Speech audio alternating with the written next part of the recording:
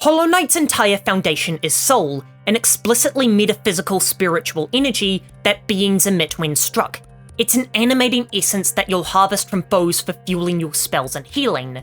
Silksong inverts this. Silk is a physical resource within Farloom. Hornets generating an actual material substance through the kinetic act of combat. This split between games of mysticism to practicality permeates through every element of Silksong's design. Instead of channeling soul to mystically heal, Hornet physically binds her injuries closed. Look at how she upgrades her silk capacity through spool fragments. She's physically carrying more actual material on her person.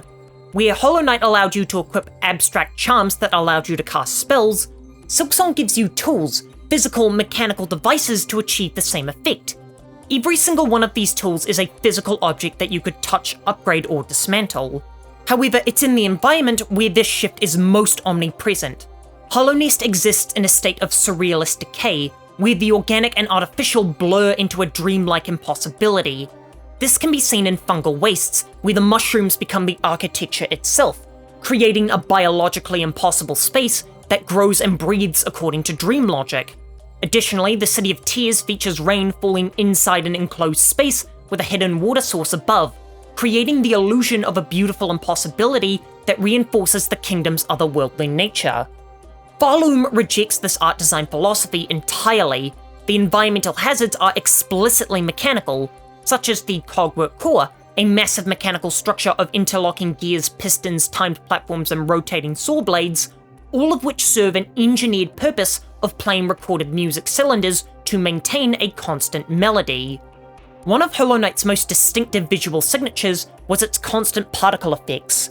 The glowing motes, essence fragments, soul wisps, and dream particles permeated throughout every environment.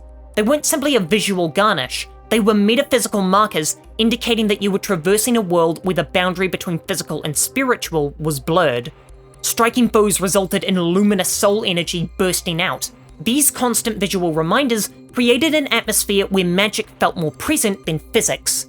Silksong dramatically reduces those effects. Instead, the visual language is emphasized through texture, weight, and material presence.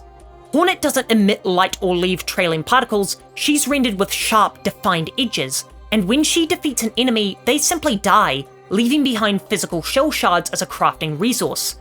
This aesthetic choice fundamentally changes how Farloom reads. Instead of feeling like you're delving deeper into the psyche and dreams of another, you now feel like you're traversing a tangible place, as the sequel puts much more emphasis on platforms and vertical movement, which is reflected in Hornet's increased height and acrobatic ability.